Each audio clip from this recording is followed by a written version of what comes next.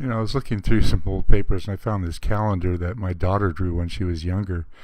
And I thought to myself, is this how she sees the image of a tree? And it got me thinking about how kids see trees in their own neighborhoods. They see trees topped all the time, and they grow up thinking that that may be the right way to deal with them. They also believe that the roots go straight down into the ground. Well, at least they do in this image. Well, I want to talk about improper tree trimming today. I've been working on my YouTube channel for 12 years now. Started in 2008. And the purpose of my YouTube channel is a little bit different than a lot of the other tree channels that you see out there. There's a lot of great channels if you're trying to learn how to tie knots and how to do special rigging and all that kind of stuff. And I highly recommend many of them. The Educated Climber, for one. Patrick's doing a great job. He's breaking down lots of individual aspects of working in the trees. But my channel is quite a bit different. I'm trying to appeal to both the homeowner who wants to learn more about their trees, as well as the tree worker that wants to understand what they're doing and why they're doing it. Because unfortunately, there are so many tree people out there, tree workers, that are instructed to do their job without any understanding of why they're doing it. There's still, to this day, topping of trees is just rampant. And those of us who are knowledgeable in this industry recognize that topping is very harmful to a tree. It creates long-term damage, and the big problem is that you can get away with it and people don't see the impact of what happens. When you top a tree, you cut it off, and all the sprouts that come up from the sides create secondary growth. But this top piece starts to decay and it starts to rot. And all these pieces get bigger and bigger and bigger. It is also the consequence of multiples. So a natural branch formation that spreads out and balances itself out evenly is entirely different than a mass of suckers. Take for instance a tree like a live oak tree. Now you've got a mass of suckers that comes out that creates a whole lot more acorn production and a whole lot more sprouts that's living off of this piece that's starting to decay. Now it grows and it grows and it grows and it grows and then starts to self-destruct. And a lot of times it takes maybe 10 years for the damage to actually rear its ugly head and show itself. So a lot of what I'm doing on this channel is trying to educate people as to the reasons why you prune a tree in the first place. What's important? Do you need to trim every tree? No, you really don't. How often do you need to trim a tree? Well, if you top a tree, you have to trim it all the time to keep it safe. If you allow a tree to grow naturally, you don't have to trim it as often. So follow along. I'm going to show you some examples. Well, let's start off by looking at a tree that is natural, that has not been topped or obliterated in any way. This tree pretty much can carry on without any pruning whatsoever. This is just fine.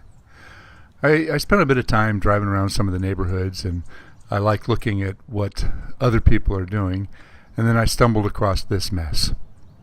This looks just like the tree in the drawing. Everything is stubbed off, everything is sprouting out, and that was from less than a year ago. That's all the new growth that came out. There's a beautiful magnolia. Magnolia doesn't look like it's had much work done on it. So the people have pruned one tree one way and let the other tree grow natural. These are our local plane trees. We also refer to them as sycamores. And you can see where that one tree was topped at one time and all the new sprouts coming off of it. There's some plane trees off in the distance. These are native, they're natural native trees in California. This is one of the topics I really want to talk about. I came across these ash trees. These are the Fraxinus udii, and they're in a very prominent location along a busy street in Saratoga, or actually San Jose, Saratoga Avenue. And you can see that the people that hired somebody have hired people that had no worry about using spurs on the trees, because they're not fresh spur marks, but this is what was just freshly done. And I see this done to these trees every couple of years. They just chop them way back. And I guess their psychology and their strategy is, well, they survive, they'll do it. But it's really it's a hard way of dealing with your trees. It's not good for the trees. They develop big decay pockets, and you can see, from a distance, the irony of it is these trees will sprout out in just a few months. They will look fine. They'll look great, and nobody will know that they've been butchered. And to contrast this is the same species of tree that has not been pruned. Looks great. They do get big. They're not the type of tree that you should choose for a tight location. So proper tree selection for the location is very, very important. It's Fraxinus udii, evergreen ash. I also came across a bunch of crepe myrtles. These trees have had very little pruning except for some small cuts that were made presumably for... Oh, look at that hummingbird in there. I didn't even notice that. I must have noticed it when I was out videoing. But there's lots of little cuts, but there hasn't been any outside shaping. And crepe myrtles are a type of tree that are frequently cut back really, really hard. And this whole row here has been left pretty much intact. And if these trees are not contained and not butchered, they will develop into very nice, low-maintenance trees that don't require a whole lot of work. You can see that somebody's gone through, and there's stubs everywhere, but just down low, where they've been cutting it back from the parking area. So clearly it's gardeners or somebody that really don't understand what they're doing. The base of these trees are potentially, you can get some fairly large root systems growing. Here's some other trees that have never had anything done to them. As a matter of fact, these trees have been absolutely neglected from the very get-go. There's a better shot of some of the roots, how they can develop. But I want you to take a look at this.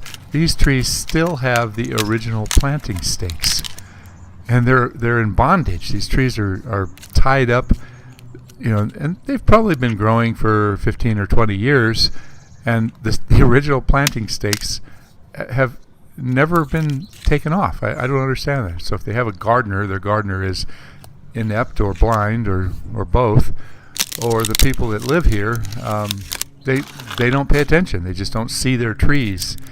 And what I really want you to do is start paying attention to your trees. Look at all the little details. What's going on in the trees? How do you prune a tree, and why do you prune a tree? There's one he butchered really hard near the house, and there's one that's still got the stakes on it. That's the same house. So he's got about 7 or 8 crepe myrtles. There's some orange trees. The only thing that these trees need to have is to have all those dead branches taken out, and there are quite a few dead branches. Citrus trees don't require a whole lot, but you do have to pay attention to them. Oh, this is beautiful. There's a Magnolia solangiana. In California, everything is starting to come back to life, and the blooms are just amazing.